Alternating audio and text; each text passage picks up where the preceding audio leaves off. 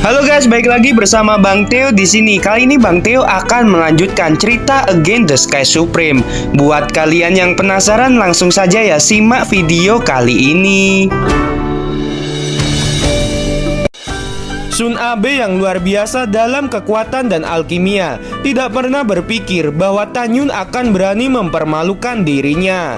Tiba-tiba Sun Abe penuh dengan amarah. Dalam sekejap wajahnya menjadi muram dan dia meraung.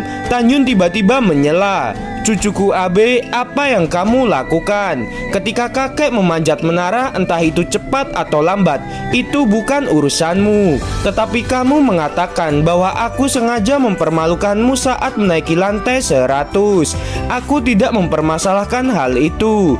Kamu ingin belajar apa dari kakek ini? Dan apa aku harus mengikuti semua keinginanmu?" kata Tan Yun.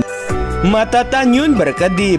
"Aku sudah mendengar dengan jelas tentang dirimu. Kamu tidak cukup mumpuni jika ingin bersaing denganku.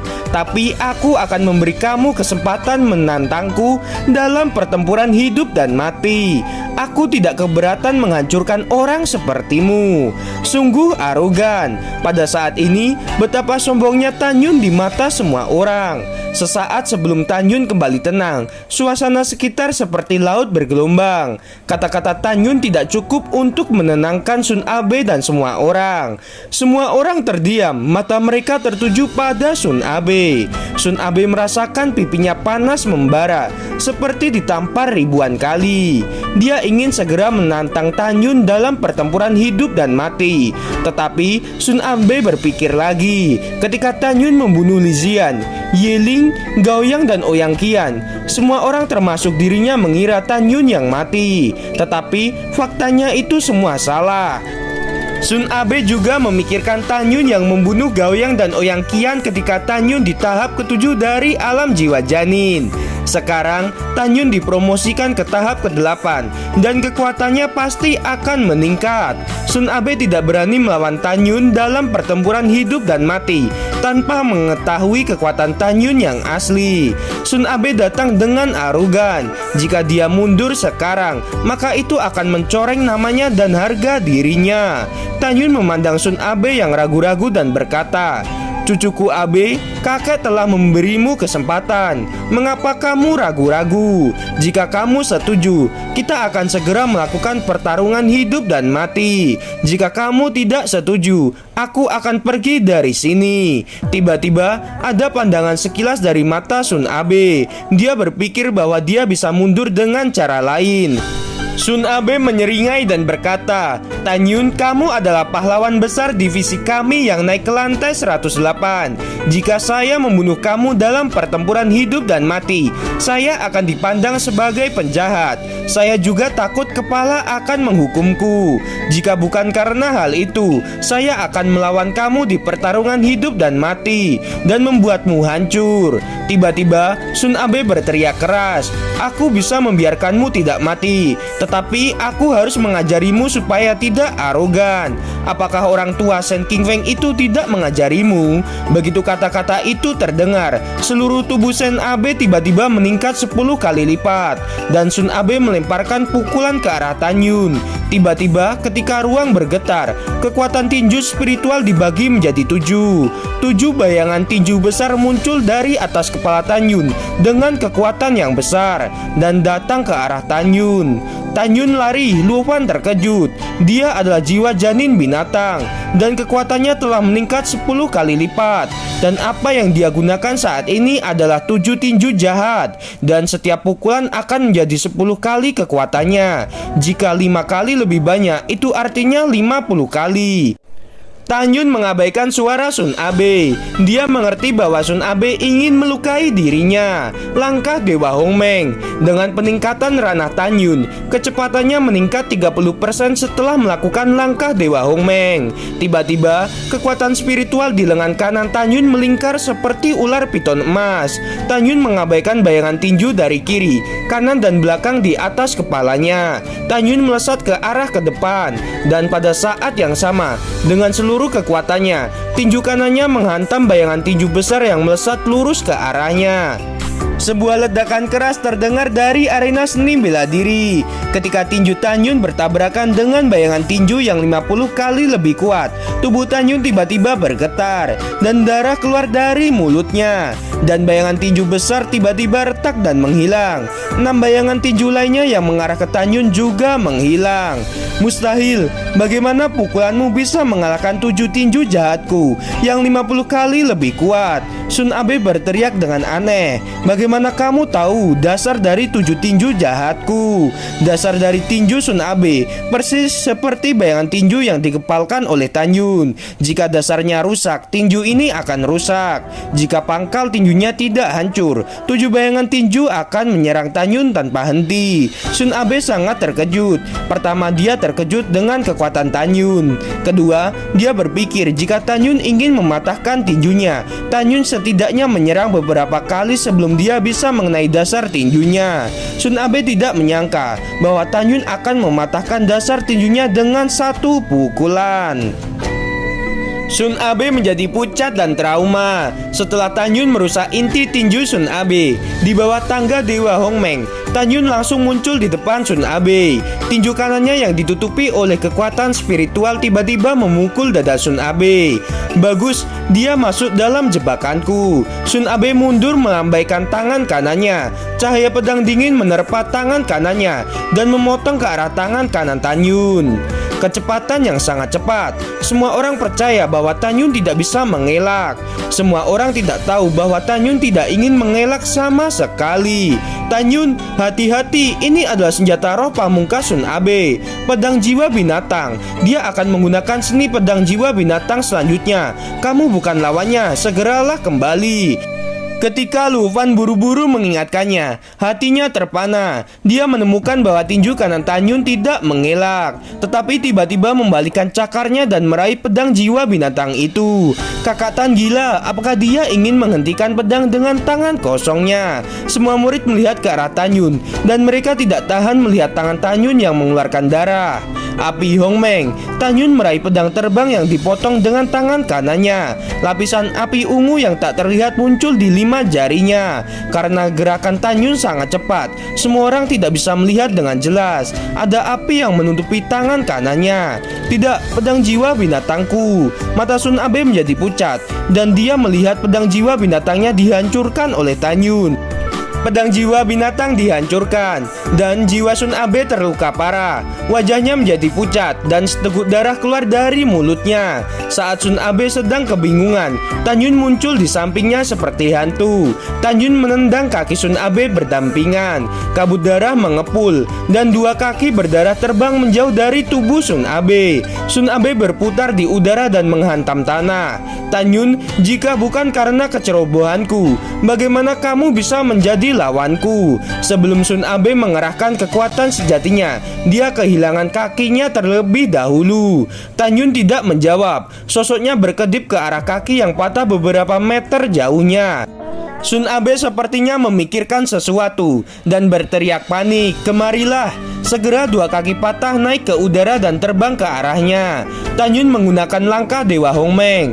Karena kecepatan Tan Yun terlalu cepat, kebanyakan orang hanya melihat bayangan terbang melintasi ketinggian menuju 2 kaki patah yang terbang ke arah Sun Abe. Ketika kedua kaki yang patah hendak masuk ke cincin Kiang Kun, tiba-tiba Tan Yun memegang kedua kaki Sun Abe yang patah. Tan Yun, tolong jangan! Sun Abe jatuh ke tanah, menggelengkan kepalanya dengan keras dan ketakutan. Tan Yun terus mengeluarkan darah dari sudut mulutnya dan berkata dengan suara keras, "Ingat, jika aku merusak kakimu hari ini adalah pelajaran untukmu." Begitu kata-kata Tan Yun terdengar, sekelompok api besar menyembur keluar dari telapak tangan kanannya, kemudian membakar kaki yang patah dan menghilang. Berikutnya, Tan Yun menggunakan api es di telapak tangan kirinya, dan lapisan es biru segera menutupi kaki patah Sun Abe satunya. Di mata semua orang yang ketakutan, kaki yang patah dengan cepat berubah menjadi es. Tidak, Sun Abe berteriak keras, dan patung es itu meledak dan berubah menjadi pecahan es yang berterbangan di langit. Banyak potongan es yang pecah sebesar kacang menghilang ke dalam kehampaan sebelum mereka tersebar di tanah. Tanyun, aku sangat marah padamu. Tanyun mengangkat kepalanya dan melihat seberkas cahaya turun dari langit, berubah menjadi tetua ketiga Pang Siyuan di samping Sun Abe. Pang Siyuan sangat memahami temperamental muridnya. Dia tahu bahwa muridnya memiliki dendam terhadap Tanyun karena kegagalan memanjat menara. Pang Siyuan sangat peduli pada muridnya, dan ketika dia mengetahui bahwa Tanyun keluar dari menara hari ini, muridnya pasti akan menemui Tanyun. Jadi setengah jam yang lalu Pang Siyuan pergi mengunjungi muridnya, tetapi dia tidak menemukannya. Lalu dia bergegas ke sini, tetapi dia masih terlambat satu langkah. Dia tidak pernah menyangka bahwa Tanyun akan menghancurkan kaki muridnya begitu saja. Ini adalah kerusakan yang tidak dapat dipulihkan. Tanyun, kamu binatang tercela. Pang Siyuan sangat marah dan mengacungkan jarinya dengan gemetar, menunjuk ke arah Tanyun. Kamu binatang buas, bagaimana kamu bisa melakukan hal yang kejam dan tidak manusiawi seperti ini? Mendengar ini, ekspresi Tanyun menjadi dingin dan dia membuat suara. Penatua ketiga, apakah Anda mengajari muridmu untuk melakukan tindakan yang tanpa pandang bulu di hadapan puluhan ribu orang? Murid Anda yang baik ingin belajar dari saya. Tanyun berkata sambil menunjuk Sun Abe. Saya tidak punya banyak waktu untuk bersamanya, jadi saya menolaknya. Tapi muridmu yang baik di depan semua orang, dia menggunakan tinju kinsa dan menyerangku dengan kekuatan 50 kali lipat. Jika saya tidak memiliki kekuatan untuk melawannya, saya pasti akan mati. Tanyun menghadap Pang Siyuan secara langsung. Pang Siyuan, aku bukan muridmu. Menurut aturan sekte dalam, aku memanggilmu seorang tetua hanya untuk menghormatimu. Tanyun tiba-tiba berteriak, keponakan Pange telah berulang kali mempermalukanku. Jika bukan karenamu, aku akan membunuhnya. Dan juga Sun Abe anjing ini. Jika Anda tidak datang tepat waktu, kedua tangannya juga akan aku hancurkan. Tidak heran Pange dan Sun Abe arogan, karena gurunya adalah kamu. Kata-kata Tanyun membuat semua orang tercengang. Paru-paru Pang Siyuan ingin meledak.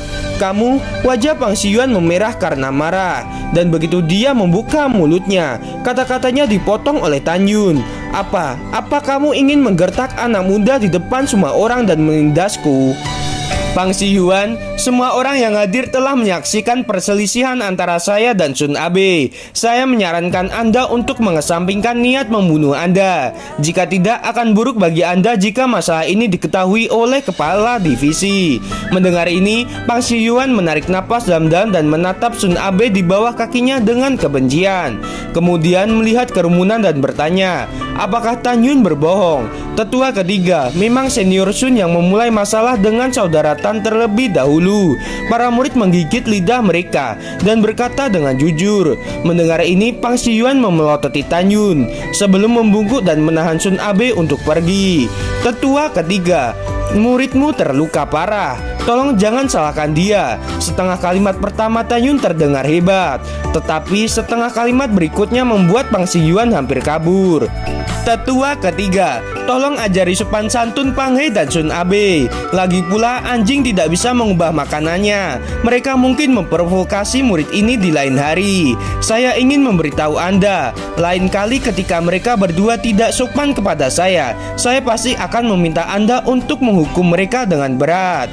Pang Siyuan terdiam. Wajah tuanya berubah menjadi merah. Dia tiba-tiba melihat ke belakang dan menatap Tanyun. Anak muda, kesombongan tidak akan berakhir dengan baik. Saya mengingatkan kamu. Setelah itu Pang Siyuan melangkah ke pedang terbang dan naik ke udara. Setelah Pang Siyuan pergi, Luo Fan menyeka keringat dingin dari dahinya dan berkata dengan rasa takut, Junior Tan, untungnya tetua ketiga tidak melakukan apapun padamu. Ya, itu terlalu bahaya Junior Tan. Telapak tangan Songhong basah dan berkeringat. Takut Pang Siyuan akan menyerang Tanyun. Mulut Tanyun sedikit terangkat dan dia mencibir dalam hatinya. Pang tua, ketika saya memanjat menara, kamu memiliki niat membunuh pada saya. Kamu hanya tingkat ke-6 dari alam pemurnian jiwa. Tan Yun menyembunyikan niat membunuhnya dengan sangat baik. Tan Yun menghadap Luo Fan dan Song Hong, mengangkat bahunya acuh tak acuh dan berkata, "Senior Luo, Senior Song, ayo pergi." Luo Fan batuk dengan canggung dan berkata, "Junior Tan, kamu melawan Sun Abe tidak menggunakan semua kekuatanmu, bahkan membuatnya terluka parah. Jika kamu benar-benar bertarung, aku khawatir aku mungkin bukan lawanmu." "Saya juga berpikir begitu," kata Song Hong. "Junior Tan, di level kita jika kita tidak bertarung sampai mati, hanya untuk belajar dari satu sama lain, kita tidak bisa lagi meningkatkan level pertarungan kita yang sebenarnya. Kita tidak akan sparring hari ini. Lebih baik pergi ke Gunung Periku untuk minum." Tan Yun melambaikan tangannya dan berkata sambil tersenyum, "Senior Luo dan Senior Song, ada sesuatu yang harus saya tangani. Jadi saya tidak akan menemani kalian berdua. Saya akan mengunjungi kalian lagi di waktu luang saya di masa depan." Karena Tan Yun memiliki sesuatu yang harus diurus, dia berpamitan kepada keduanya. Tan Yun tersenyum sedikit, menginjak pedang terbang dan terbang menuju Gunung Peri Changling. Dia tidak sabar untuk kembali ke Gunung Peri Changling untuk melihat apakah ada bendera di puncaknya. Begitu ada bendera di puncaknya, berarti ada berita bahan pemurnian dari Tang Tai Zhongde. Gimana teman-teman, ceritanya semakin seru bukan? Buat kalian nih ya yang masih penasaran sama cerita kelanjutannya, langsung saja ya subscribe channel Bang Teo ini. Terima kasih teman-teman.